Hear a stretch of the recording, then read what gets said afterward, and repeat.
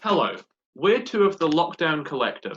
I'm John McKay, and I'm the face and voice in The Dog Girl. I'm Luke McKay, and I produced the film The Dog Girl. What follows is the final member of the collective's thoughts about dogs and poetry. A is for autocracy.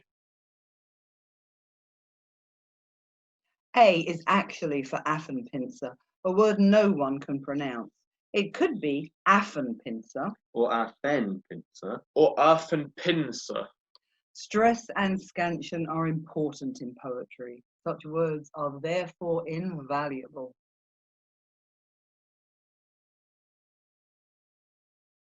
B is for Basenji, the favourite breed of composer, artist, and poet John Cage. In fact, his most famous work was originally titled The Basenji's Burke. What follows is an extract from that work.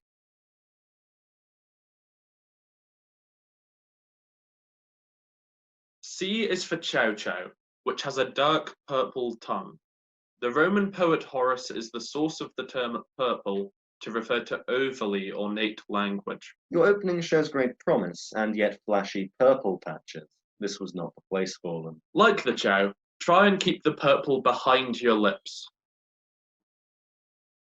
D is for Dachshund. The Dachshund's name means badger hound. It was originally bred for badger hunting and was quality at the job. Like the Dachshund's legs, a short poem can be just right. Indeed, a joy.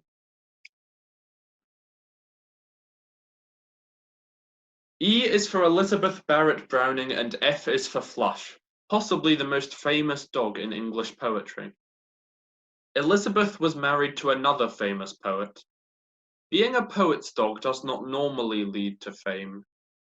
Being a poet does not normally lead to fame. G is for Gordon Setter, named after the 4th Duke of Gordon. The following was written about his wife, Lady Jane. The Duchess triumphs in a manly mien, loud is her accent and her phrase obscene. It is a little-known fact that the Duchess had a stellar career as a slam poet before her marriage in 1767. H is for hair. Dog hair. You don't like dog hair until your dog dies, and then you wish you'd kept a little bit to put in a locket or some such. Poetry is the same.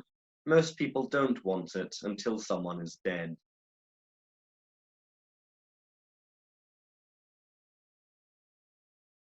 I is for I and Irish Terrier. The I of a poem is a persona and not necessarily the poet. My Irish Terrier is like an unbroken horse. This is a simile. My Irish Terrier is wild wolf. This is a metaphor. I house a red devil. This is an image. This is not a poem. The Japanese chin, little lapdog reminder, soot on feathered snow. That is a haiku, a short poetic form ideal for small dogs. Here is another. This most cat-like dog washes face with deft forepaws and favours high perch. K is for Casement, about which I have nothing intelligent to say. That is the only circumstance under which, as a poet, you may deploy the limerick form. I do not have time to do so now, fortunately.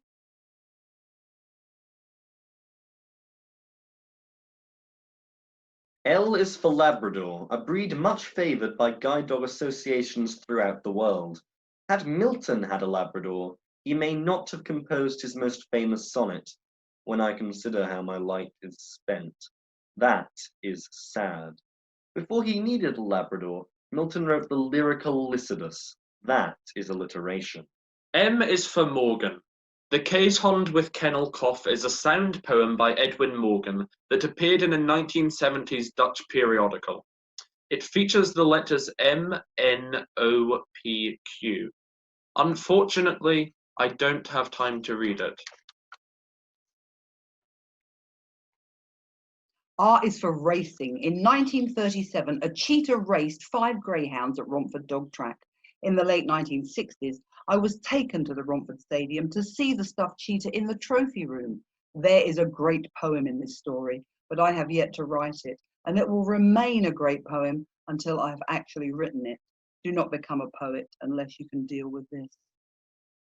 S is for Scottish Terrier. Many people think the West Highland White is the Scottish Terrier. It is not. The Scottish Terrier is like poetry. It is a black dog.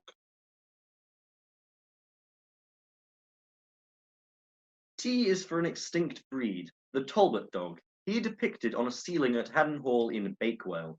It is not known if the Talbot liked cake, but the breed is mentioned by Chaucer in the Nun's Priest Tale.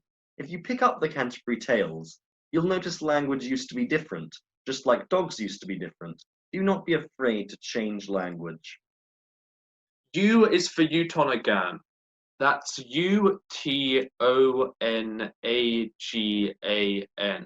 Utonagan. We had never heard of this breed until we started research for this talk. I think the Affenpinscher rule applies here. V and W. The Vizsla and the Weimaraner are, in my opinion, two of the most beautiful of dog breeds. The Paper Nautilus by Marianne Moore is, in my opinion, one of the most beautiful poems ever written. You will have a different opinion. Opinions are permissible in both dogs and poetry. Like what you like. X, Y, and Z are not dogs and have no place in poetry, with the exception of Kubla Khan, Ozymandias, and the Yorkshire Terrier. Be particularly cautious of Y, as it can lead to both excessive adjectivity and adverbiality. See Chow.